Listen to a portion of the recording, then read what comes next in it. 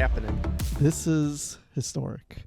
You know what this is, Rob? This is like, Rob. This is like the 1990s DC and Marvel crossover. Oh, it's that big? Yeah.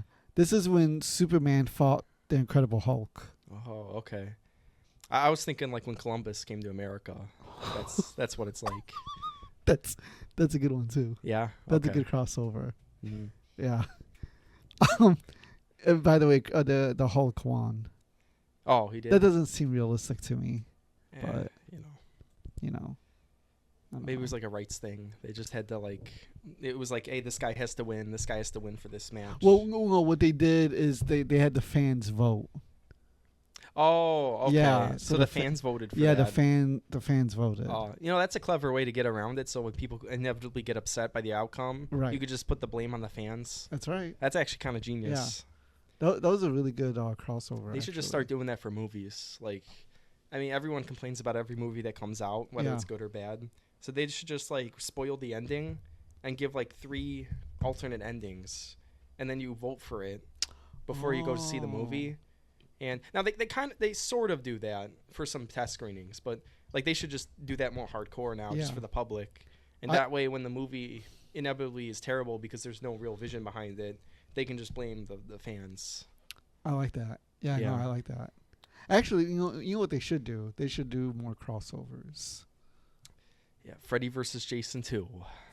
Well, actually, they should have. We almost got Freddy versus Jason versus Ash. Yeah, we did. And then the creators, they're either going to do that movie or the Evil Dead remake, and then they chose the Evil Dead remake. Yeah, which is not fully a remake. It's kind of like a pseudo sequel. Yeah, isn't it a sequel? Yeah, because Bruce Campbell appears in the after credits. Yeah, but it is what it is. Spoiler alert. Thanks. That's integral to the plot. I honestly would have been a lot more excited for Freddy versus Jason versus Ash from Evil Dead. Yeah, they released a comic on the plot. Yeah. It looks there's a part where Jason gets the bottom part of his face blown off, and so his mask looks awesome. That you see the skull sticking out, but it's still the Jason mask on the top part. Yeah, I've checked it out. Oh, also, which is another good comic actually is the recent crossover of Batman and Ninja Turtles. What's that called? Is that The Last Ronin? No. That's a completely different one. That's a different one? one? Yeah. But that I haven't read that one. I want to read that one. The Last Ronin Ninja Turtle. That's one. where you don't know who the turtle is, right? Yeah. Okay. Yeah. We went to a comic shop recently. The one in Chicago? Yeah. Yeah, that one's pretty cool. They have a lot of new Godzilla comics. Yeah, they got all the Godzillas. They never have Spawn 1. They have the omnibus for all the Spawn comics except the first one. Because everybody's buying it. Yeah, everyone buys it. Yeah. They did have that one Japanese horror guy. I forget his name. What's it Oh called? God, what's his name? He's really famous. He made the one you haven't read yet. This hole was made for me. Yeah. That terrifying little manga. He made that. That was actually the copy I bought, was that one, and then the weird shark monster. The shark monster? Mm-hmm. There's one where, the wife or the girlfriend is always I'm smelling fish everywhere. I just can't get rid of this smell. Oh, yeah. And then there's this, weird fish thing with a parasite attached to it. The horror one that you were talking about previously is, the writer is Junji Ito. Junji Ito, okay. Yeah. Okay. Yeah, he does. He did a lot of good ones. Oh, he did a Frankenstein one. Yeah, I've seen that one. Yeah, the Frankenstein one's pretty good. No Longer Human, The Liminal Zone. Yeah. It's good stuff, man. Good stuff. What research are you working on right now? Research? Oh, where to begin? You're doing a lot. What? I mean, okay, so there's a lot of things. For starters, Swedenborg is the most important thing right now. I know. I created a monster with that one. Yeah, it was one night. I think it was it daytime or nighttime? I don't even Midday? remember how it happened. We were in the car. We were talking about religions and cults, and then you were just bringing up a bunch of different names, and one of them was Swedenborg. Yeah. I did a double take, and I was like, okay, like, what the heck is that? What is that? Yeah. And you're like, well, Swedenborg, he's like a mystic. He saw like Jesus, talk to angels. I was like, what? No, what? Why that name? What is that? And so I started looking into it, and it was like opening up Pandora's box. Yeah. It's like you solved the cube, you solved the Hellraiser box, and now it's opening, and the things are coming after me now. So So who is Emanuel Swedenborg? he claims he's not a prophet. He claims he's not a prophet. He's not a philosopher. But he is. Kind of is. But Yeah, he he kind of is. is. He was a mystic, a Christian mystic that was born in 1688 and he died in 1772. And when he was around, I think it was 1744, I believe. That was when when he was like in his 50s, I think 53. He started having these visions. Like the first vision he had was of like a fly that he wrote. It greatly disturbed him. Uh-huh. And I just think of that episode from Breaking Bad where like Walter White like needs to get rid of that fly. Yep. That's I think what was going through his mind. It was like that episode. He just had to get rid of it.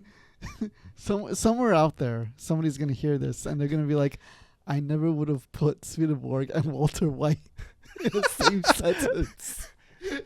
Oh, someone's got to do it. That's awesome. That's another crossover. That's right. Could someone do like an AI deep fake of that episode with Swedenborg in it? He's the fly. But yeah, there was a.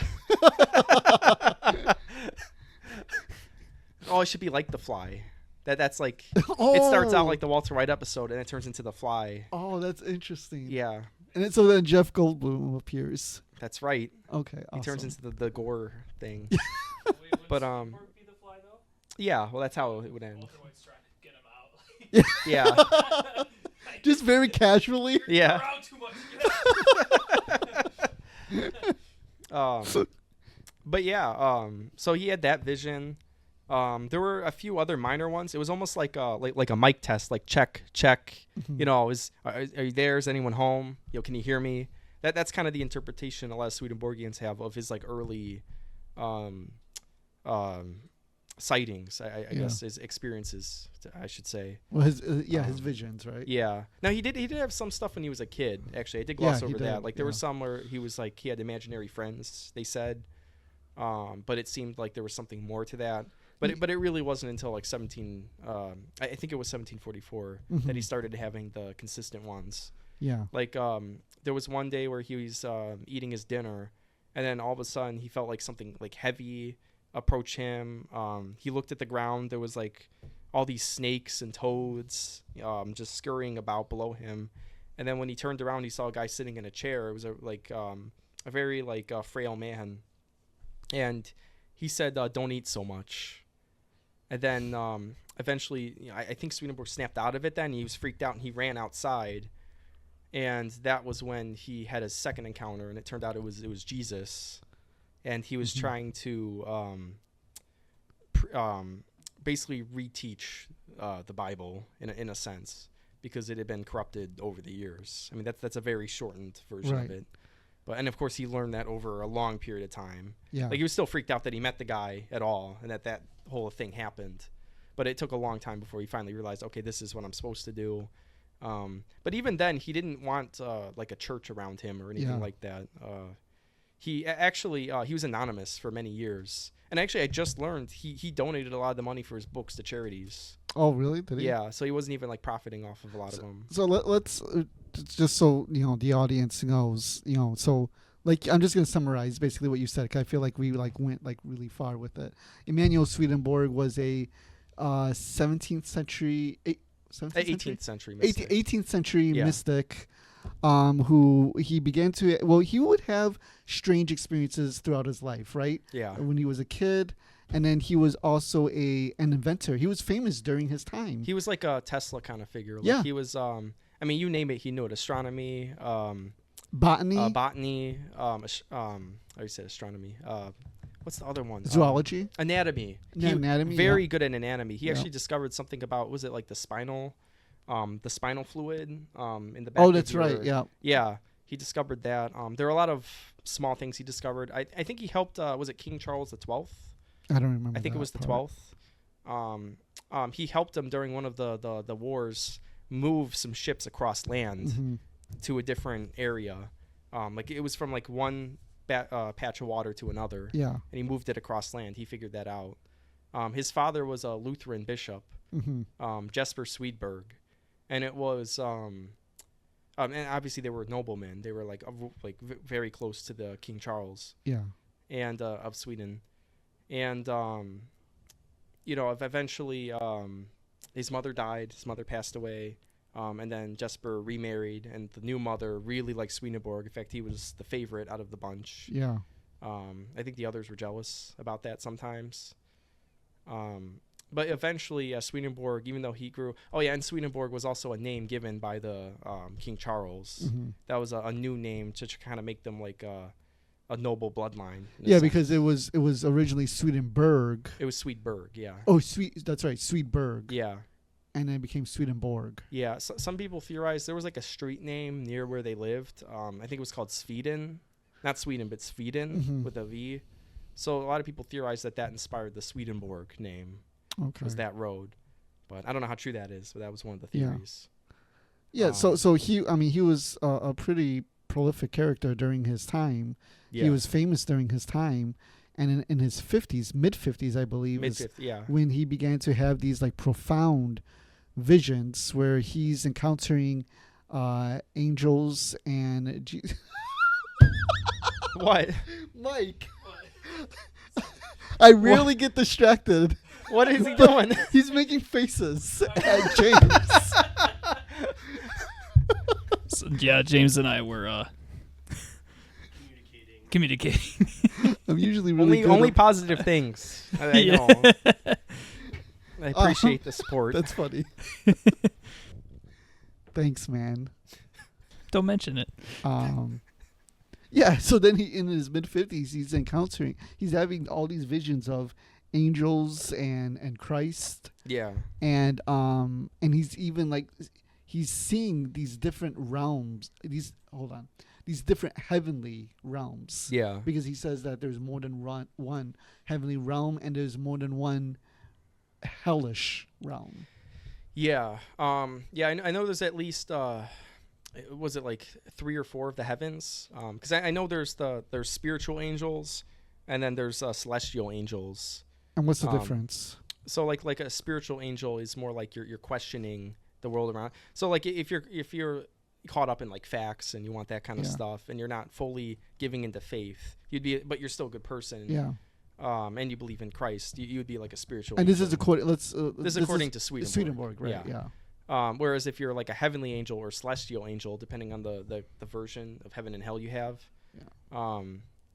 you're closer to God. And actually, the closer you are to God, the more you are like God. Now you can never become God, but he does say that the closer you are to God, the more God flows through you. So in a sense, you're more one with God. Right. So you are basically a God or the God, but you're not. You'll never be the God. And it was 3 So- heavenly realms, correct? It was like I think it was at least 3, because I know there's actually another one below the spiritual angels, and that was basically like more material list.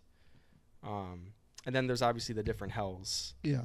that are below. He relates it to like a candlelight, how like God would be the candle, Mhm. and the further you get away, the less light there is. That's less Lord Well, that's flowing through you. that's actually the example of Saint Augustine. Saint Augustine.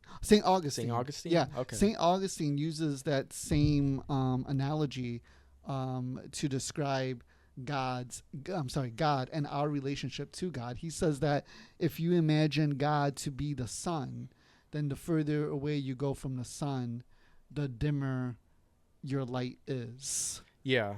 I mean that also ties in, because I know he talks about the ethereal sun. Yeah. And there's a lot. He has a work. It's a compilation of some stuff from other from Arcana Coelestia, his like 12 to 15 volume set that goes over. It's a commentary on Genesis and Exodus. Anyway, there's parts in it where he talks about we'll get into it, but like contacting aliens. Yeah.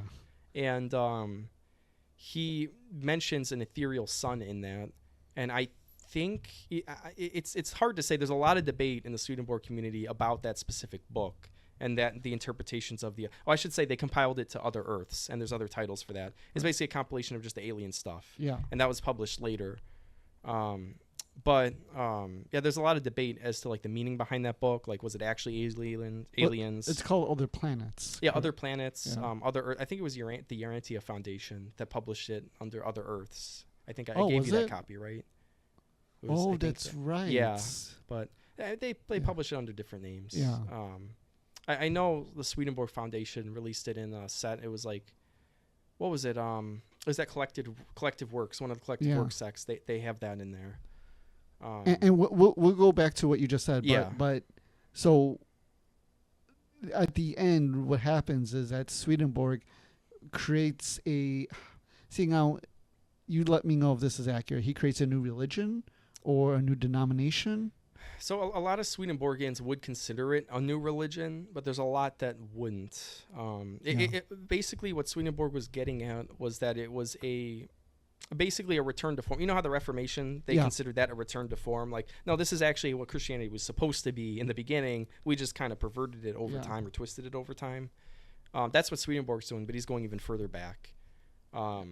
There's a lot of books he excludes, like the Book of Job. He actually likes the Book of Job, but he says it's not divinely inspired enough. Because the whole thing with Swedenborg, correct, is that he sees the Bible as a lot of it's metaphorical. Yeah, so correspondences. Yeah. So, I mean, the best way to describe that is like, people that interpret dreams, and they say like, well, when you see this means this means that.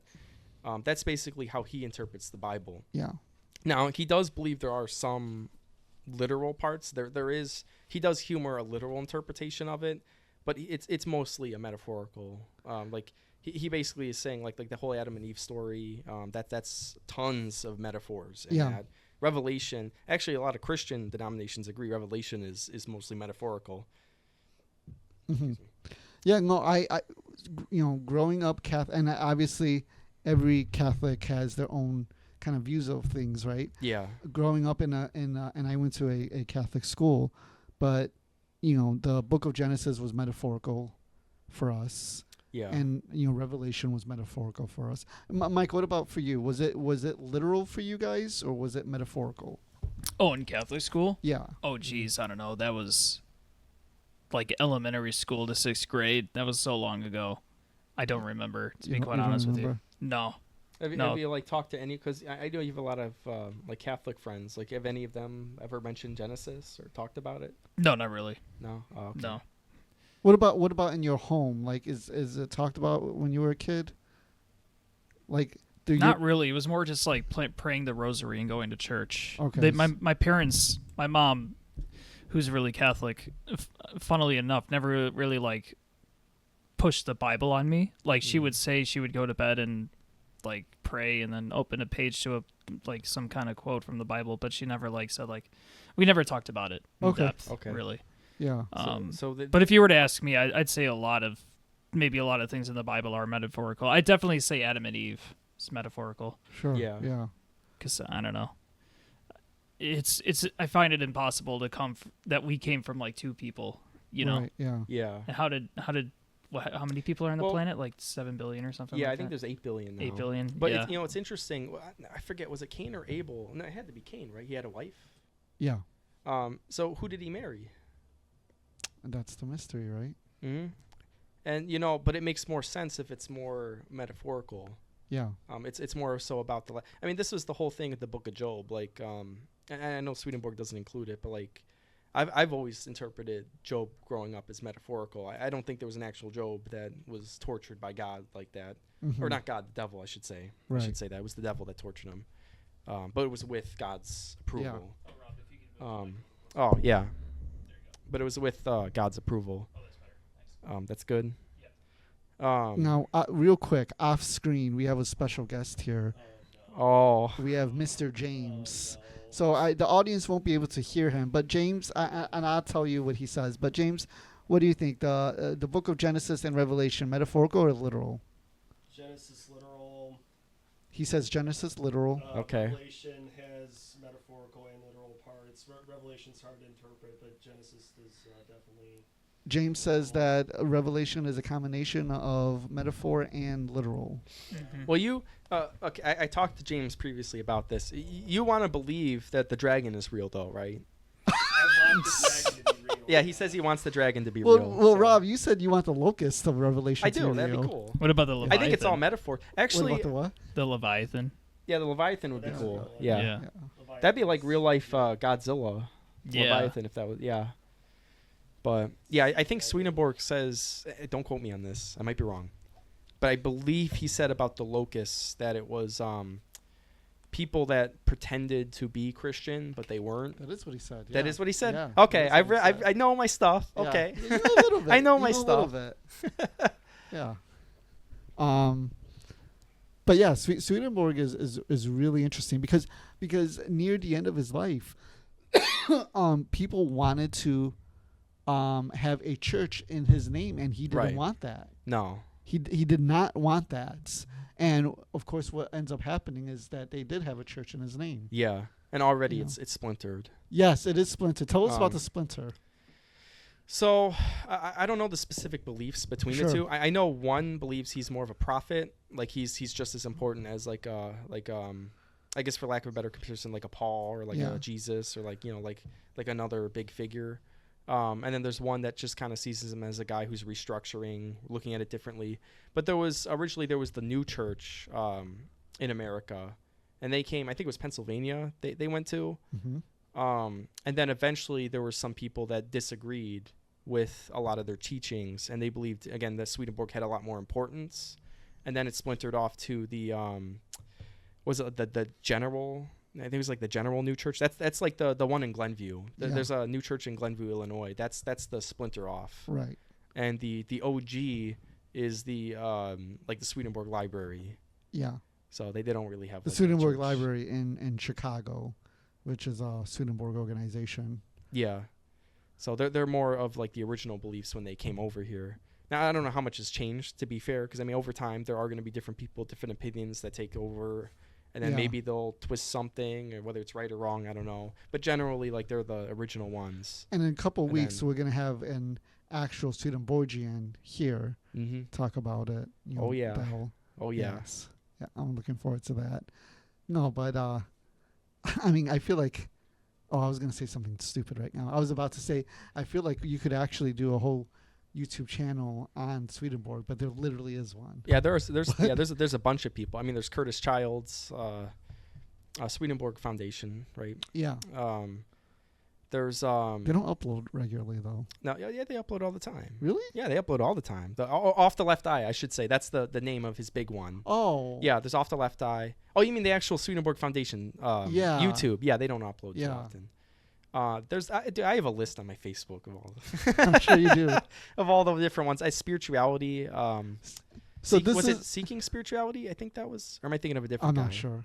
There's a few. I have a list somewhere. But this is what I was talking about when I mentioned earlier I created a monster, because all I did was mention Swedenborg to Rob, Mhm. and he went full blown. It's good into- stuff. It's good stuff. You It's a had Swedenborg tale. planted the seed. What Yo, happened? You planted the seed. I planted And the it just seeds, yeah. sprouted from there. And now you're planting Yeah. seeds to everybody. Yeah, I'm like Johnny Appleseed, who was also a Swedenborgian. Swedenborgian. He actually would give people, obviously, seeds, and then he would leave Swedenborg literature with them. Yeah. But also, I think the kind of seed he gave. Is that for real? Would he Yeah, really? yeah, it Oh is wow, true. that's what was funny. his name? Johnny Applecott? Was that his real name? Yeah. Yeah. Although I think the seeds, I forget exactly, but I think they're connected to like alcohol. Right. So he was he's getting people drunk and getting them to read Well, Swedenborg. that's how you do it. That's a right? great. That's That's a great combination. I wouldn't have it any other way, honestly. and then Abraham Lincoln was influenced by now to the extent Yeah. we don't know, but we do know that his close friends of his were His neighbors. his neighbors were Yeah. Swedenborgian, and like he was Yeah. friends with them. Swedenborg. What fascinates me about Swedenborg is a legacy that he left behind. I mean, he's influenced so many historical figures. He's Yeah. influenced movements. Well, he's also did the World Parliament of Religions. Yeah, That was the Swedenborgian yeah. that brought that together. Yeah, so the World Parliament of Religions was part of the World's Columbian Exposition that took place in Chicago in 1893. It was an international festival that happened in Chicago, and there was a section of the World Columbian Exposition called the World, what was it called? World Parliament of Religion. of Religion. Yes. Oh, okay. Yeah. Okay. Yeah. And the reason why we bring that up is because that was started by Swedenborgians. Yeah. Not Swedenborg himself; he was long dead. Yeah. But followers of Swedenborg. He actually died. What was it? 4 years before America Yeah. came into existence. Yeah. Yeah. I wish he lived just a little longer. I would have liked to have seen his opinions on that. Yeah. Exactly. Didn't you say you found stuff? Yeah. Leading up to the American Revolution, Swedenborg was a proponent of America, gaining their independence. Yeah. So he had what you would call in today's terms like more, oh God, what would you call it? More in terms of like social issues. Like liberal or. Yeah, I guess liberal. Maybe that's a bit too like harsh of a. Right. But Right. like a looser. Yeah, I feel like libertarian would be a better term. Yeah, actually, yeah, maybe because he was more he wasn't all fire and brimstone. No, he wasn't. And actually, there is a quote right by Swedenborg where he says like, "Don't spend all your time thinking about religious things." Yeah, well, I failed that. So, so did I. yeah. But yeah, he said that basically you need to enjoy life and just don't worry about doctrine. Don't worry about all these religious things. What you should be really worrying about is just being a good person. There's a book by JT Suzuki. Oh, okay. Where it's called like Swedenborg, Buddha of the North. Oh yeah, Dell was talking about that. Yeah, I want to get his name right. Mm-hmm. But yeah, there's that's talking about like the similarities between like Buddhism and Swedenborgianism, right? Yeah. The author. Yeah, I was right. D.T. Suzuki, and it's called Swedenborg, Buddha of the North. Mm-hmm. Where he makes comparisons between Buddha and Emanuel Swedenborg. Yeah, I know there's a lot of similarities between them. I mean, when you start reading, like I'm not as familiar with Buddhism, but like from the little I've read, it does have an echo of Swedenborg. Or I should say Swedenborg's work has an echo of Buddhism in it. And I'm pretty sure he was familiar with it. With Buddhism? Yeah. So I don't know the degree. Like I know he read the Kabbalah and that he understood Hebrew, and when he would interpret the Bible, he read like the original text. Yeah. But I don't know the extent of the other religions, his research into those. I know he had to be familiar with Islam quite a bit. Yeah. He claimed that if you're Islamic, and this is in his book Heaven and Hell. Are we going there? I think I know what you're going to say. Yeah, he claimed that if someone is true to the Islam faith, like 100% or close to 100%, they're very into it, very good people, believe in the oneness of God. Even though they don't believe Jesus is God, which is a big part of Swedenborgianism, they still are very faithful to the Islamic faith. When they die, an angel will come to them, and we'll get into the afterlife too. But the angel will come to them and convert them into Christianity. Oh, okay. It'll show them. I thought you were going to say something else, but yeah, you're right. So which part? Oh, nothing. Oh, okay. Well, there was that. Well, there was also the other book. Is that the one you were going to bring up? The other book that briefly mentioned that? Yeah. I think so. Yeah. The controversial. Whatever. Yeah. It basically said that God would provide a false idol, like a false prophet or something, for Muslims to worship, and like a false. That's what I was talking about. Yeah. Which I don't know. I haven't come across that. I can't verify that. Maybe, but I read Heaven and Hell. I've been reading his other works. I haven't seen that. Yeah. But okay, now James. Oh boy. For somebody who is a devout Christian, somebody who's a practicing Are you Baptist still?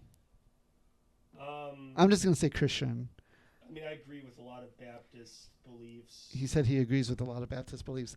How heretical is it for you, for Rob, to be delving into Swedenborg? Well, I mean, to say that someone could be saved without Christ is pretty heretical. He says that for somebody to be saved without Christ is pretty heretical. Yeah. Are you concerned for your friend Rob? Yeah, I'm trying He said yeah. every time I see him, but I'm not really getting a lot of ground. He said he tries every time he sees me, but he's not breaking a lot of ground. What do you think, Mike? How do you feel about this? Like, you knew him as a Catholic, and now It's just I've just kind of accepted it at this point. I mean, Like, hey man, No support. Rob is looking into Satanism. Remember, let's Oh, not that forget. Okay, that's yeah. different. That's different. That's much worse. I'd rather him be. Yeah, that He's that looking is- into Satanism. I'd rather he He's not do that, but looking into You Swedenborg. gotta know your enemy, man. Are you? Has he convinced you at all about Swedenborg? I mean it's interesting stuff. I wouldn't say he's like convinced me on anything. It's more just like It oh is that's interesting, it's though, it's isn't it's, it? it's Like- interesting. Yeah. Yeah. Well, I mean, even if it's all fake, like let's say he was lying about the whole thing. Let's just humor that for a second.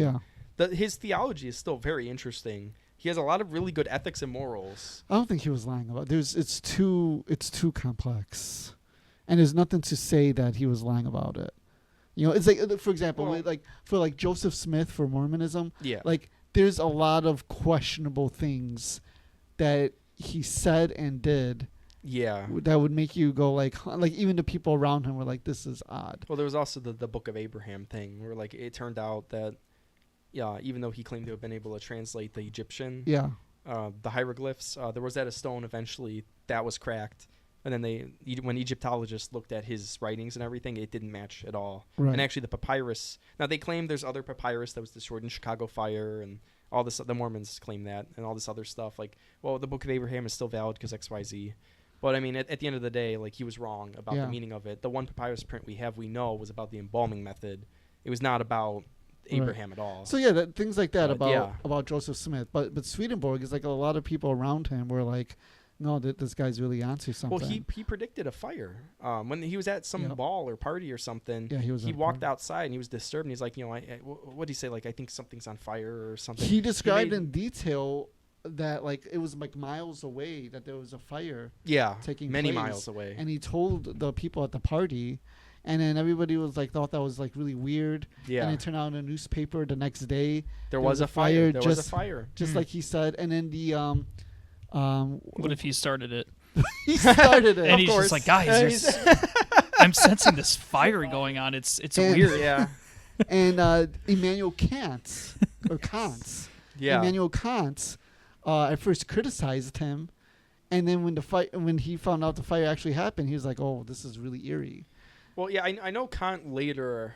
I don't know how much later, but I know later on he did diss Swedenborg. But I know It there was was. like right afterwards. Yeah, but there Yeah. was a period of time he actually did humor him. I think what happened was like right afterwards, he was just like, this Swedenborg guy is baloney, etc. And then it was later on in Kant's life, he's like, no, I think there's something to this person. Yeah. But real quick, Mike, I want to ask you. So like, you've heard us talk a lot about Emanuel Swedenborg, and you may not necessarily believe, but like, what do you think happened to Swedenborg? Oh, dude, I have no idea. I Like- think like I hear it, and it's just funny for me because I think a lot of the times you guys talk about it as like after work, when I'm just like absolutely brain dead. So a lot of it just goes in one ear and just completely out the other. That's fair. He's just chilling. I'm just chilling, yeah, letting you guys do your thing, So listening It's to like you and these James. guys at it again. I'm Yeah. just in the middle of it. I'm just- yeah. Yeah. So this Yeah, is it's not for- that I'm like not interested in Yeah. it. It's like I wish it was something I could sit down and do, but man, it's like Yeah, no, it's Well, not your thing. Okay, I will say Swedenborg's work, just a couple things. It's really dry. It is really dry. Like when it comes to his correspondences and it's very. But I actually read that was on purpose. He was told to write it as dry as possible. I'm going to give you a critique right now because Oh. you SOB, uh-oh.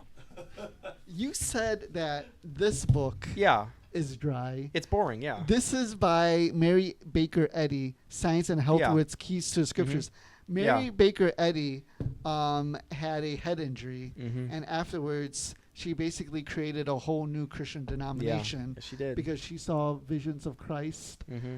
and she interpreted the Bible in a very different way. How is this different than Swedenborg? Because that's boring, and at Oh, the end of the day, when it comes to what Swedenborg was talking about, like when you get into it, he talks about the jinn, the nephilim. He talks about like spheres. They're actually like these spheres, Oh my people God. that are encompassed by So you're, narcissism. just, so you're just interested in the mythology and not the truth. Of Well, I think things. there's truth to it. Yeah, but like This I don't know. she's over here talking about people's health, how to heal Swedenborg yourself talks about through people's Christ's health. words.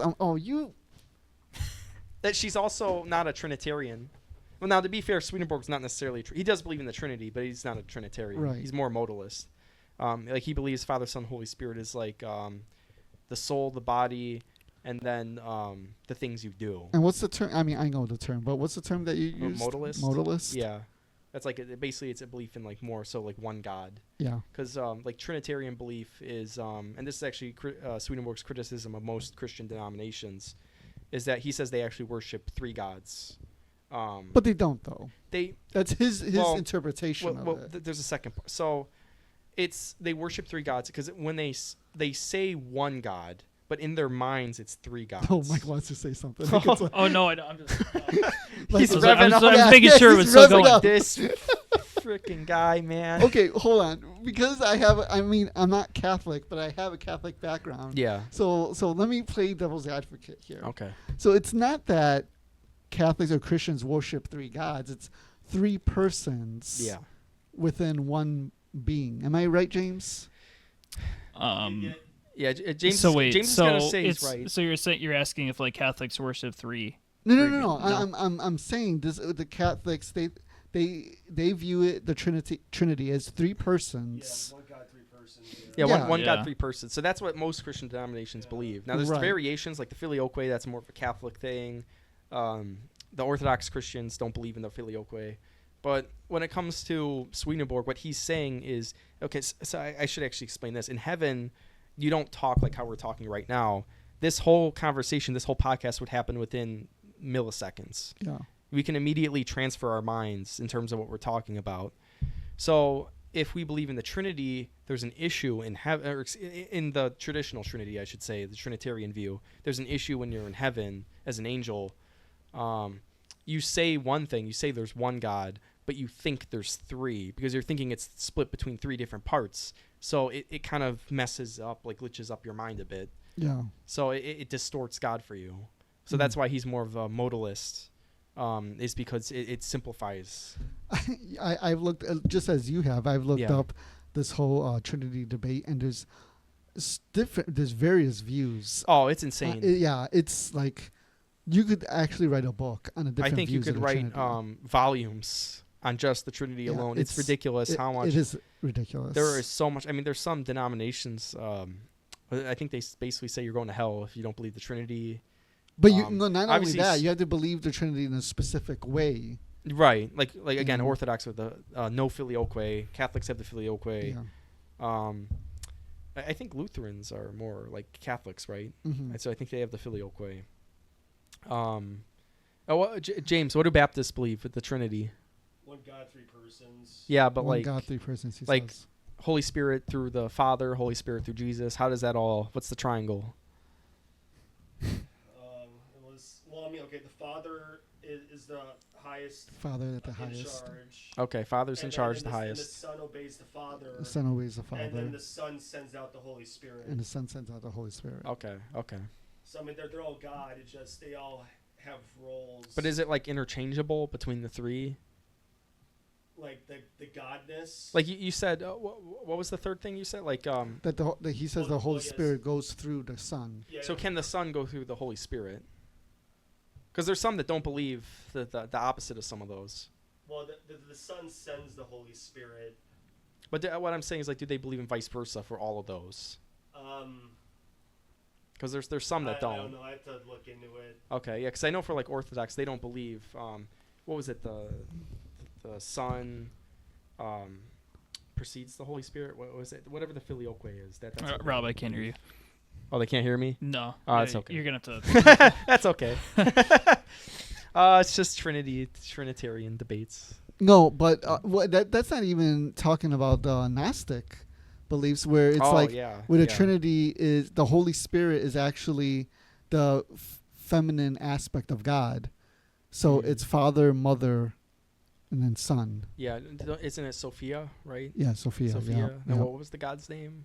The Pleroma. Pleroma, Sophia, and then there's yeah, but they don't really call it like that. I mean, yes, that is the that's not names, what they but actually yeah, say all that's the not time. what they. And then the demiurge is like the Oh, he's not part of the Trinity. he's not even a part of it. He's the like separate, right? Yeah, he's like the Satan version Yeah. of them. But I know the Christian version of that. They believe that's the Old Testament God, right? Yeah, and That's their explanation for him being different. right, from and the they New say that Testament. they got the Trinity actually from the ancient Egyptian Trinity, which is Horus, Isis, and Horus. Oh, that's interesting. I think the Hindus have a Trinity, right? They have like something similar to that too. Is it Shiva? I don't remember. I think there's something. Though. Shiva, Krishna, and Brahma. I think so. There's something like that. I could be wrong about that, by the way. Yeah. I'm not sure. I know there's some relation people have noticed between Yeah. Hinduism and Christianity, but I feel like we got off topic. Wait, we was talking about the Trinity. Trinity. Um, Swedenborg. always Swedenborg. It always goes back Always to him. Swedenborg. It always goes back to him. It's really funny. Before this episode, I remember you guys saying like, "Yeah, we'll only talk about Swedenborg once." You know, bring it up like for. It's impossible. That's been this Oh. majority of this episode. That's yep. It's funny. Yep, that's how it goes. That's how it goes. It's inevitable. You know Rudolf Steiner, the mystic Rudolf Steiner, Mm-hmm. a German mystic.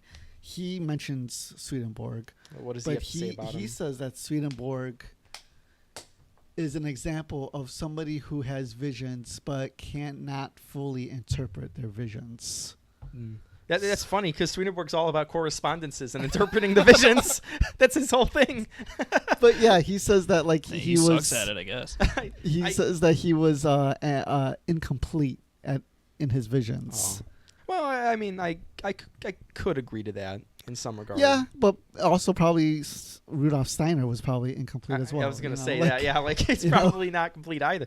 No one's probably complete with Right. anything. No, and that's I think that's how you get different religions, right? Like Yeah, because it's all different interpretations. these visionaries, they're incomplete yeah, in their visions. yeah, or false prophets as well. Yeah. People that just want to take advantage of other people Yeah. or do things for like political or like other kinds of reasons. Well, that brings us to the Apostle Paul. Oh yeah, Oh yeah. yeah.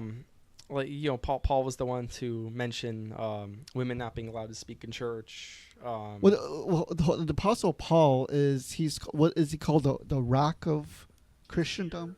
Oh, Peter. Yeah, it's Peter. What's the nickname for Paul? Well, Paul is his second name. His first name was Saul, so I guess you could just say his nickname is Paul. Saul Paul. His first name was Saul, and then it got changed to Paul. Oh, okay. I meant in terms of he is like a I don't know if it's correct to say that he's the founder of Christianity. I would but say he's the founder of modern Christianity. Christian missionary, like the greatest Christian missionary. I mean, he is. I mean, I'm talking to James off Yeah. camera, but he is the reason why Christianity spread. Yeah, he because- said the most. Yeah, because Paul opened Christianity to Gentiles, Caucasians, where it was just Jewish people. Correct, James? Yeah. Paul. I would say Paul was Yeah. the one that really spread it. He was the one that made it marketable for everyone. Right. Swedenborg wasn't a big fan of Paul Why? because he thought Paul was too boastful, which I know a lot of people would disagree. A lot of people would disagree. James is looking at Yeah, you, he's gonna wanting kill to me kill right you. now. Yeah. But yeah, this is Swedenborg believed. He believed he was boastful. I would go as far as say prideful. Like he would go on talking about his suffering. I think there's one part, James, am I right? He compares himself to the 12 apostles. He says he's the least of all the apostles because he persecuted the Church of God.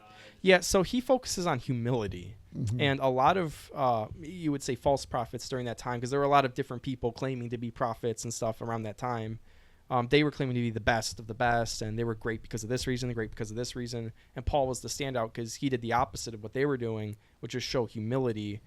but it almost comes across as like some sort of like well, is 5D chess the right term? Yeah. Like it was kind of like look how much I've suffered, which means I believe this cause. And this Yeah. has actually become a like I saw someone's criticism of Swedenborg online was that he didn't suffer enough in life. Yeah. And it's like, well, how is that fair? Like, so you have to suffer. Like that poor lady who was tortured by the Yakuza. Do you know like Junjo or Yeah. I mean, that poor lady? You know the one. Yeah. Well, no one went to jail, of course. But yeah, like if she survived and then said she had a vision of Mary, would you say that she was like, because she suffered so much, she's justified in what she saw? Like we should just believe what she saw, despite all the trauma she went through. I mean, how do you know that the trauma wouldn't have been what caused the vision? You know, like there's so many questions around it. But yeah, that was a big part of Paul, was like all the suffering he went through. And then, of course, he started changing some of the like adding beliefs, I should say. Like, you don't have to be circumcised anymore. That Jesus never even brought that up. Now, I know he was a part of the new covenant. I understand that.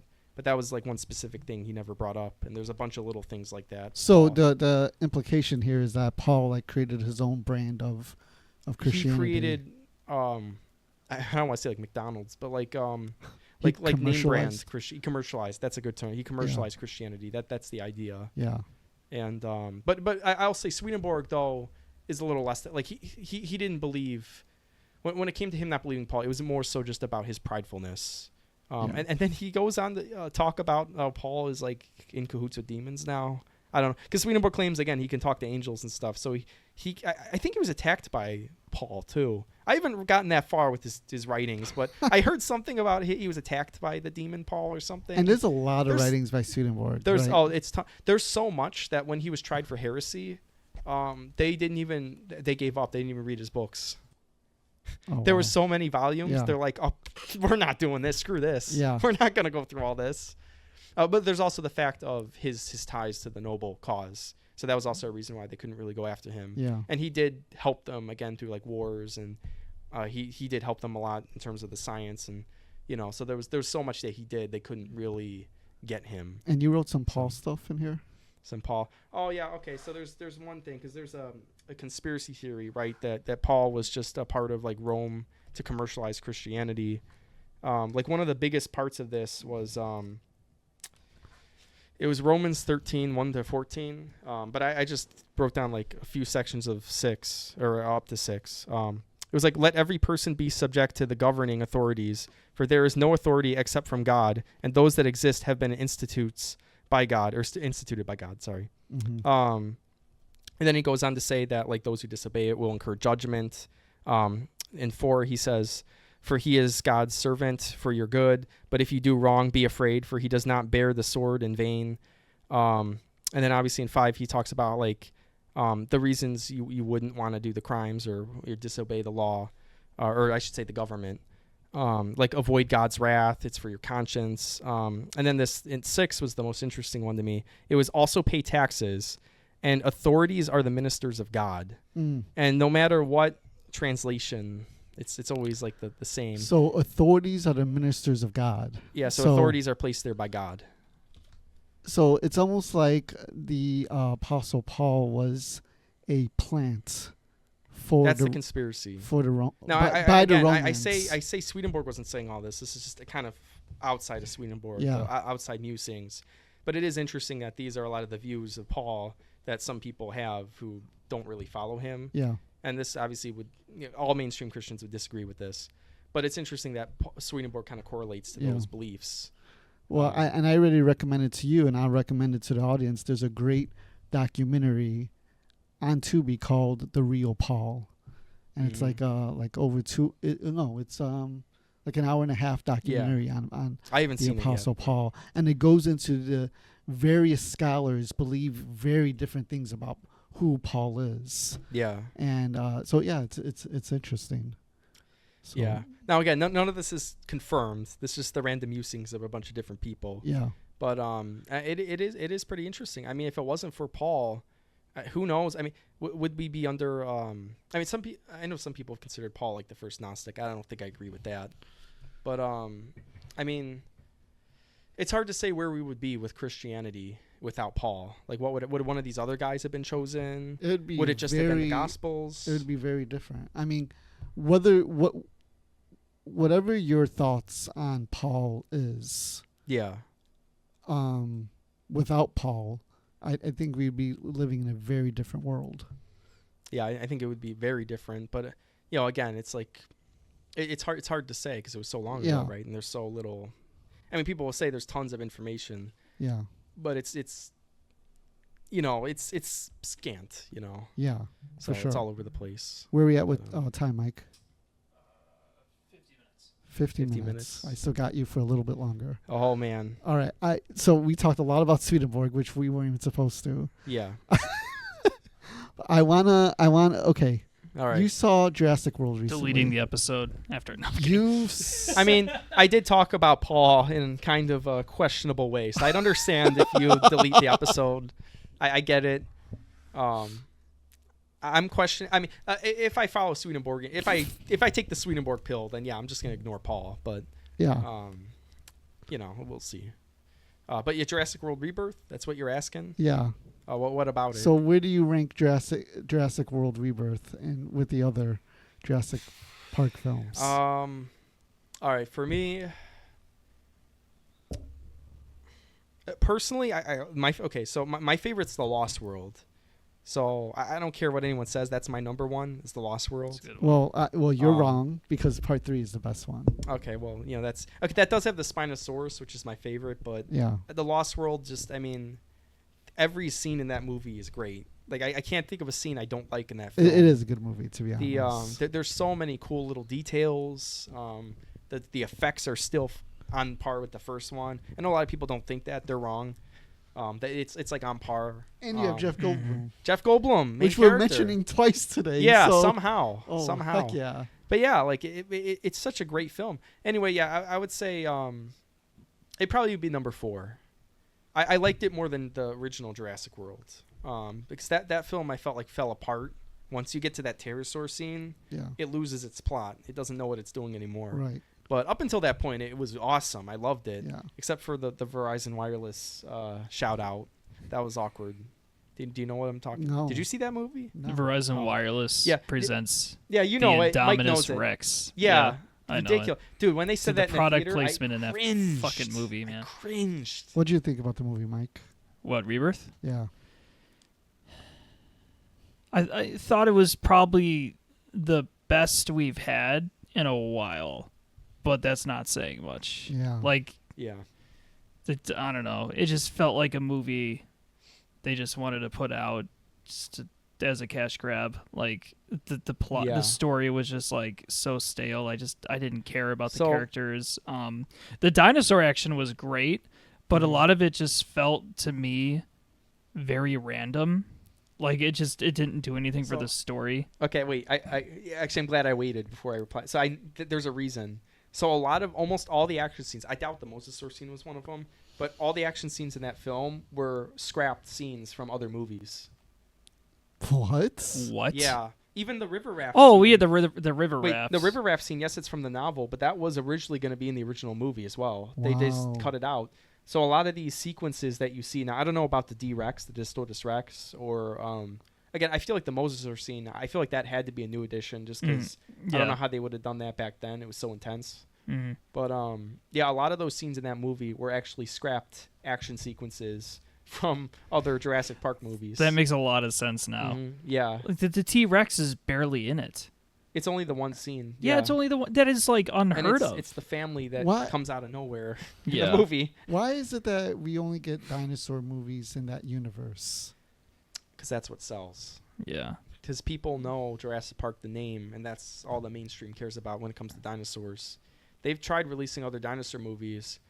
Although, to be honest, the other dinosaur movies have been awful. Like, there's this one movie called 65. I was Yeah, 65. and it was about a guy going back into... Well, With Adam Yeah. Driver. Adam Driver. Yeah. It's bad. Yeah. It's really bad. The effects are terrible. All the dinosaurs look... not even accurate, just like CGI mishmash. Yeah. They're barely like on mutants, the screen. aren't they? Yeah, they look like mutants. Yeah, they're not even real dinosaurs. There's one, actually, a couple of them are completely fictional. Like there's a little T-Rex dinosaur looking thing. It's a baby, and it has an ankylosaur shell on its back. Yeah. It's ridiculous. So you're an amateur paleontologist. A failed paleontologist. Yeah. So what would your dinosaur movie be about? It'd probably be something like Carnosaur. That Carnosaur film. Do you know what I'm talking about? Yeah, I know what Roger you're talking Corman? about, but you want to... Oh, it was like a movie from the 90s. They actually rushed it so fast. They released it right before Jurassic Park, the original. Because Roger Corman got wind that Jurassic Park was going to be a big movie. It was coming out. So he looked for novels of dinosaurs. Because a lot of times movies, they'll just take a novel just for the name. And then they'll just do whatever they want with it. So that was one of the cases. Actually, they screwed over the original screenwriter. I think it was... Don't quote me on this. It might have been the author of the novel. I could be wrong about that. But the original screenwriter had an idea for more dinosaurs in the movie. And then Roger Corman said, yeah, you can do whatever you want with the script. He's like, don't care about going over budget. Just write whatever. And then they completely, they ghosted him. And then they didn't use his script at all. Yeah. They used a completely new one. So if you're into really bad films, if you're into B films, Like us. us, you should watch Carnosaur. Carnosaur. It's a great film. Well, the first half is great. The second half starts to drag. But then the ending makes up for it. How about the best dinosaur movie out there, Tammy and the T-Rex? Oh, yeah, you're bringing that up, huh? Oh, you had to go there. Yeah. I've heard That's the best one, man. That's it. The Land Before Time is pretty good. Oh, the cartoons. I remember Something like going that. to Wasn't there Blockbuster. I remember going to Blockbuster and picking those up. The Land Before Time, I pick them up. I have a vivid memory of putting it back in the return. Bin. Yeah. And you cried. Yeah, I was sad. I wanted to keep them. Sometimes There's also that Disney dinosaur film as well. It's not live action, I grew but up it's a yeah, I actually 3D watched animated. that. Yeah, I watched that before I watched it Jurassic too. Park. Yeah. It's a good one. Yeah, that was pretty good. But Barney. yeah. No, I'm kidding. Yeah, Barney. I did grow up with Barney. Barney. Yeah. I did grow up with Barney. But I said that as a joke, but actually, no, that's relevant. mhm. But yeah, I think For it kids. would be something like Carnosaur, something lowbrow. There's an apocalyptic undertone in Carnosaur. It kind of forgets that for a bit, but that there is an undertone of like a disease. They ran spreading. out of budget, so... Oh, What yeah, about the it's- Land why That Time the Forgot? budget's gone. What's that? Land That Time Forgot.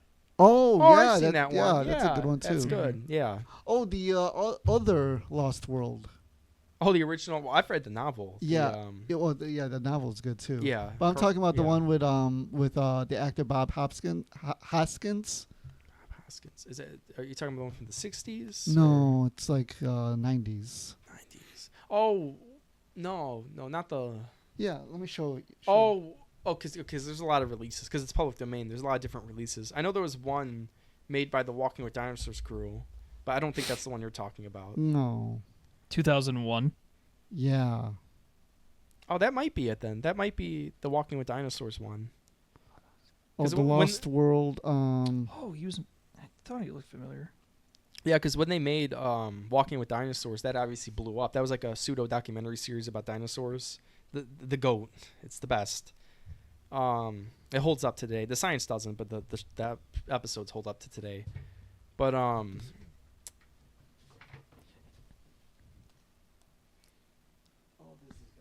Oh, it's the other one. There you go. Up a little bit. Back. There you go. Nice. I don't think that's the Walking with Dinosaurs one. I'm not sure. You haven't seen this one? Oh, dude, if you haven't seen this, we are watching this. Oh no, wait. Wait, hold on. Let me see the Allosaurs. Yeah, Wait. I think. Have you guys seen the Ballad of Big Al? No. Oh, Rob, I think yeah, you and that's I the watched spin-off. that. Remember we did that? watch it. Yeah, we watched Dude, that one they together. need to release. It's a documentary about a skeleton Big Al that was found, and they go into a pseudo, like a fake backstory behind the skeleton, how it got all the injuries it has. Mhm. Yeah. It's a tragic tale. It's you'll cry pretty by the end sad. of it. Yeah. Oh, interesting. A It's lot of I used to watch it a lot when I was a kid. Like I used to love dinosaurs. yeah. It's a kids documentary. It's well, no. Well, I mean it can be, I guess. It's pretty violent if I remember correctly. But it's called Allosaurus. a Walking with Dinosaurs Oh special. no, Yeah. I owned a DVD. Oh, you owned it? I owned it. Yeah. Oh yeah, it's a I good one. didn't hear what you said originally. I'm sorry. Yeah, no, you're good. It's called The Ballad of Big Al. Yeah, the Ballad of Big Al. That was dude. The soundtrack. Yeah, that was Uh-huh. good. Dude, the scene where they're hunting and they have that big music, the boastful music Uh-huh. going, You gotta rewatch and all they're it. doing is just running through, trying to single out. Yeah. They show mob hunting behavior with the Allosaurus. Dude, it's great. that It's was great. awesome. So I grew up with Walking with Dinosaurs Mhm. as well, and the Allosaurus one. I was a big fan of those when I was a kid. You know, Those are the best. yeah, man. those were like it was like so cozy to me Mhm. when I would watch it. You know, Dude, I rewatched some of it a couple years ago, yeah. and I forgot how violent that show was. Yeah. There's in the first episode you see the Coelophysis. They're like these little small dinosaurs, and they're eating their young. They're cannibalizing the young, and they even have practical effects of As they should. They have practical effects of like the baby half eaten, like it's the torso, like Yeah. its head, neck, and part of the torso. Yeah. It's like, oh my! I watched this when I was like, how old? I enjoyed it. I loved it. I'm glad I watched it. I was like, man, this is violent. It's nature. It is nature. Well, I had an appreciation for that stuff even as a kid. But yeah, that show was great. They released a new one. I'm not gonna finish it because it's Garbage. it's garbage. The Yeah. CGI is terrible. They keep cutting to paleontologists Yeah. in the middle of tense scenes. The narrator's terrible. No good score. It's like if you had Walking with Dinosaurs, but you sucked the soul Yeah. out of it. So just watch the originals. That's where it's at. We could do a whole episode on dinosaurs actually. Mm-hmm. Ghost dinosaurs. Ghost dinosaurs. The Loch Ness Loch monster. Ness monster. Well, that's not. That would be now. If that's a plesiosaur, that would not be a dinosaur. That'd be a sea reptile. Just What would be the proper term for it? depends what it is. I mean, some people think like. I mean, some people think they're like Tanystropheus is one species that some people think Lake Champlain monster is. I know Nessie. They say Plesiosaurus. There's a lot of different species. Ichthyosaurus. Ichthyosaur is a dolphin-like reptile. Okay, so that's a specific one. Yeah, that's a okay. specific one. Okay. But yeah, there's tons of theories as to what those are. But those would a ropin would be a pterosaur, which is a flying Yeah. reptile. Yeah. It would not be a dinosaur. And actually, the ropin probably doesn't exist. I'm sorry, it probably doesn't exist because the descriptions make it sound more like a bat-looking creature, whereas we know for sure pterosaurs didn't look like bats at all. Yeah. It was like smooth wings, excellent fire. Like we know it wasn't like how people would describe it. And I know this is a criticism with Mokele and Mbembe as well. We're like, The cryptid in Africa. yeah, the Mokele-Mbembe. sauropod cryptid, the long neck dinosaur cryptid in the Congo. Allegedly, there's African tribes that see Yeah. this dinosaur-like creature. I wrote a big essay about it in like high school. I wish I could find it because, dude, I did so much research for that thing. I had a timeline of like, Really? yeah, Wikipedia a long time ago had a timeline Yeah. of the Mokele and Mbembe missions, expeditions. So I would go to like the sources and read up on it, and because they would include sources by the Right. description. I did so much. That was so much fun. But they got rid of that. It's not on Wikipedia anymore. And then I don't know where my essay is. So, but that's of course. But that was. Oh, but anyway, what I was getting at was a lot of reports say the tail was dragging on the ground. Mhm. Sauropods never drag their tails. Never. Mm. Or else we'd get tail marks with the footprints we have. Yeah. So we know their tails were off the ground. But yet, people are seeing it. Yeah. Well, if it does exist, it's probably something that looks like a sauropod, but it isn't. And that's assuming. Sure, after a what they're couple saying. million years, maybe it's evolved. That would be convergent evolution. That would be like What's that? That's when like two things evolve the same traits. Like actually ichthyosaur. The ichthyosaur looks like a dolphin. Mm-hmm. Like let me pull up an ichthyosaur here, just so people know. Oh, we have what do we have here? Bronchiosaurus. That's Nessie. Okay, that's Nessie. You get it right. Yeah, Bronchiosaurus. That's not a Brachiosaurus. What, James? One. What? I'm enjoying the show, friend. All right, that is an ichthyosaur, and obviously, you could see it's a sea reptile, and we Yeah. actually know it gave live birth as well. Yeah.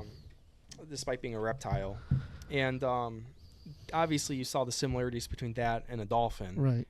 But a dolphin is not related at all to that thing.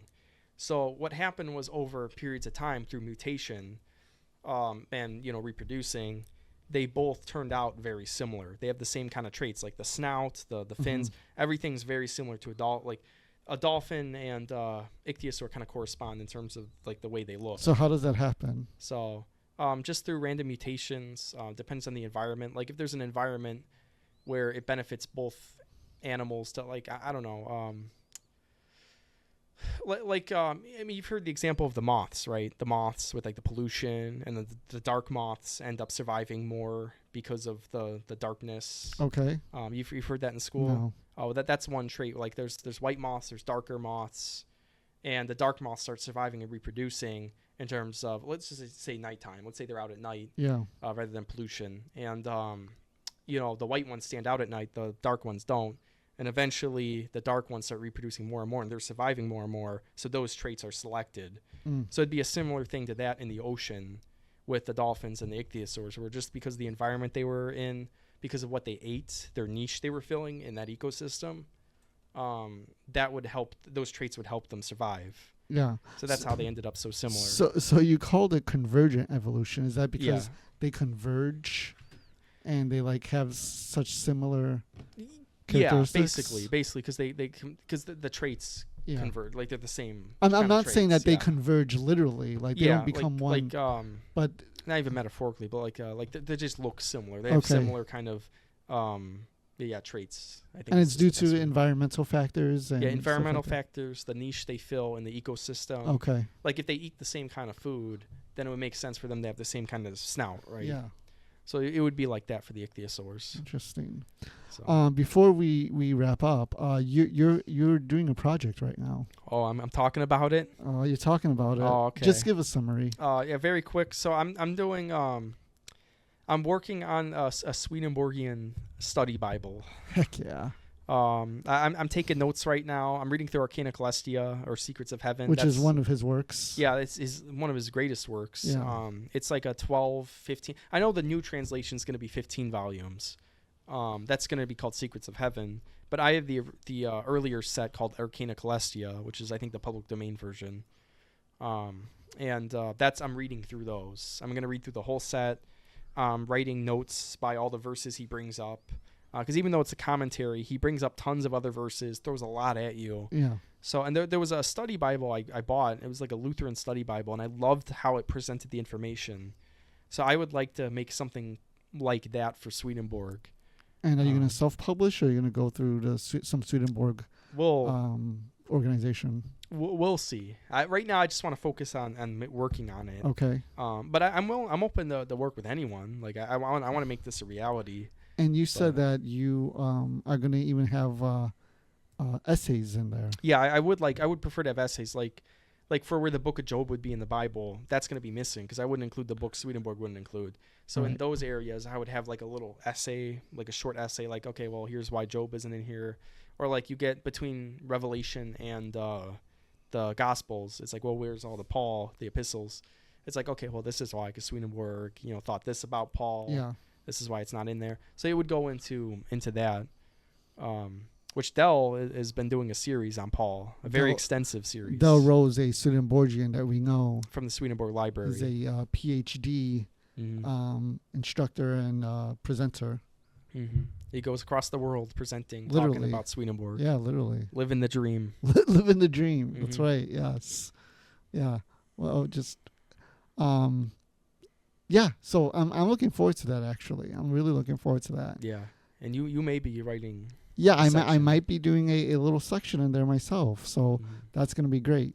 And James can write the counter where he disagrees with everything in the book. Right, yeah. He'll do. Yeah. It's just like one set, like screw this. Destroy it's in all cap. Destroy this Bible. Yeah. That's what it says. Well, you pick up a King James, a normal with all the books in it, all the normal Protestant books. That's what you want. I'll do the trailer. Burn every copy of this. You do the what, Mike? I'll do the trailer for the Bible. Oh, the you trailer? Do the trailer. Yeah. Yeah. Yeah. I'll do a small ad. Oh, for that's it. awesome. Can't be like Yeah. Michael Bay I'll- style. There's explosions. It explodes on the screen. Yeah, Yeah, just so Well- I feel like I have some kind of input here. that's great. I appreciate you wearing your dinosaur shirt for us. Of course, man. And Yeah, he wore that to go see. He A was Jurassic all World he was all Theater. decked out. Yeah, dude, I had a actually. hat too. He had a Jurassic that's Park shirt awesome. on and Yeah. a Jurassic Park that on. I'm like, oh boy, You know, I went in there. he's gonna getting hate ready. this movie. Yeah, I went in there all ready to be disappointed. I think a movie will grow on me. Honestly, I think it will. It's never gonna beat the first three. I know that for sure. But I think I'll appreciate it with time. Nah. I gotta rewatch Jurassic World. Compare it to that. I don't like that they called it Jurassic World. Well, I think Again. actually I think that's the best thing because now it separates it from Jurassic Park. So those first three stand on their own a lot better. So now, no matter how bad they get, they can make 5 more Dominions. That's a good point. Those I don't first know, three but why are not the just Titans. Why not just call it a new sub-franchise? Well, that's like, what it is. I don't know, It's a Jurassic- sub-franchise. Jurassic Island or some shit like that. Oh, I mean, because Jurassic World is over. That's what yeah, you're I mean saying. Jurassic World's over. Oh, actually, yeah, you're right. Yeah, because spoilers. Dinosaurs only live by the hemisphere now, like the equator. Actually, Yeah, because they retcons all the. You know how everyone was it's so so excited to see dumb. dinosaurs in the cities, and it's like, now everybody don't hates want it. that. They're pulling the that dinosaur. what they did? They're Yeah. pulling the dinosaur. They fatigue tell you that, bullshit by the again. way. They tell you that like 5 times in a row. Yeah. They don't just They- tell you they make once, sure not you know. twice. Yeah, listen, dumb audience. This is our new plot. Mhm. And if you didn't catch it, we're going to say it again. We're going to say it again. I sound like I absolutely hate this film. But it was okay. That's why you need to make your own dinosaur movie. I would just give me $5. You know, I'll some puppets. Put more emotion. I mean, you just need Well, good human characters. Rob, we always have you behind the camera, so it's good to have you in front of the camera. Yeah, it's this good to be time. here, man. And yeah, we'll do it again. Sounds good, man. All right. Good night, everybody.